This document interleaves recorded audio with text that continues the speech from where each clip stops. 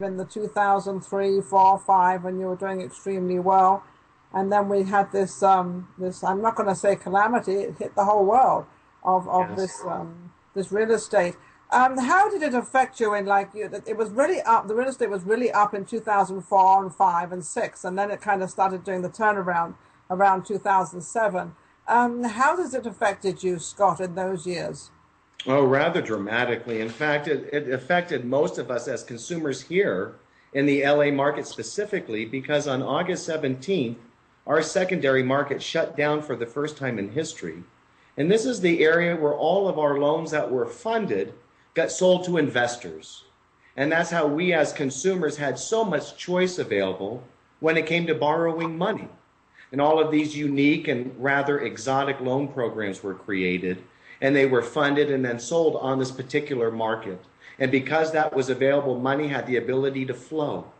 And after August 17th, it stopped. Yeah, I So, know. In what was it, 2003 and 4, we started to get these loans where people could buy houses with nothing down and a very minimal amount down, and it was very easy for them to get a loan. Didn't mean to say they had a good credit line, didn't mean to say they had a good anything, but they were able to get into a house. And then after being in the house for like 6 months or a year, even less than that maybe, then all of a sudden the loans went way, way up again. This is where this whole thing I think started, was when the loans went from paying, instead of paying 1,000, 1,500 a month, it went up to 2,500, Scott. oh, absolutely. A lot of these loans were funded, as you've described, to consumers that otherwise, without the market boom we were in, would not have access to that money. And these terms were one of which that had the attractive rates to begin. Let it be fixed for maybe 2, 3, and even 5 years. And it was after that window of time that their, what we call the margin, and how we come up with an interest rate is adding a margin with an index. And those two numbers coming together affected what happened after that fixed period. Is that And because most people did not, consumers, yeah, most people did not consumers, understand the margin, did they? People didn't no, understand most did what the not. that was a Correct. kind of, was that a thing that was kind of hidden on the side where they didn't really want people to understand what that margin was, so they kind of got, I don't want to say tricked, but they kind of did. Well, don't you think? Absolutely. I think they were sold on the idea of right now and what's happening today and what can you do right now, not what's going to happen 3 years later. And more often than not, I feel you're absolutely right. It was ignored. And I think the main focus was, how do I obtain that real estate?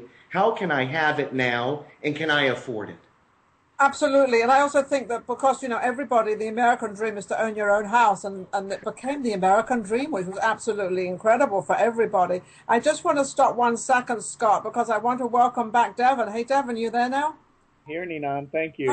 Hi, how are you? We have Devon is in Florida, and we obviously have Scott in Los Angeles. He actually lives just around the corner from me. So, hey, Devon, how you doing?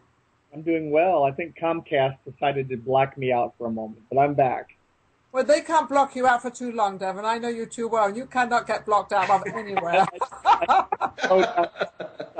You always reappear somewhere, my dear. I want to introduce Scott and Devon together because you're both in real estate. One's in loans, and one is actually managing real estate offices and very, very close to the market and what our realtors are doing and what our brokers are doing. Devon, what's going on in Florida? I know that a lot of the REMAX, I think they closed about 7 or 8 of their offices. They And did. yeah, tell me a little bit Yeah. about that.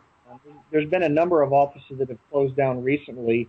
I've been managing this particular office for about 7 months, 8 months now, and since I've been with Realty Associates, I think I've seen almost 12 offices close down, which displaces close to about 400 agents.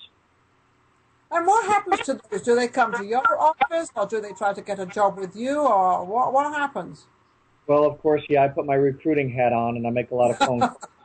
Normally I'm making phone calls from about 9 in the morning until noon every day, Monday through Friday. And our office has grown. We're up to about 580 agents now out of 7 offices. So, but of the 580, I'm afraid to say that probably only about 5% of them are making any money right now. That's It's what I was been, going to say. You know, if you have those offices closing down, that obviously meant that they're not doing any business, and the guy whoever owned them or had them, he closed them down because he's not doing anything with it. So obviously, the real estate in Florida is very, very bad. So how do these? How does it affect these poor people, these realtors? well, I have agents that work out of my particular office in Fort Lauderdale that are telling me that if something doesn't happen in the next 2 to 3 months, I have as many as 10 or 15 agents that have said they're going to have to go out and find jobs.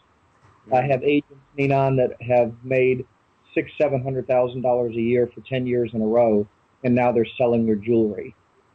Oh dear. Oh my goodness. Now let me get back to Scott a second. Scott, you know, we're having the same problem in Los Angeles as they're having. Florida's really having a rough time. Are we having the same? Oh, absolutely. Absolutely. We're seeing many of the people that were around during the boom and the time that you're describing here, and they're just no longer with us. A lot of people had to turn to other avenues for employment. And the real estate market is one of which is really, really feeling a hard hit right now. It's amazing hearing what's going on in Florida, mirroring what's happening here in Los Angeles. So it's doing the same thing. Oh, Now, absolutely. now back to you, Devon. You know, Scott has got this loan company that it's his own company, and he's found a way where people can get a better loan. Do you have? Well, maybe you should explain what you have, Scott. Exactly what your office is and what you do.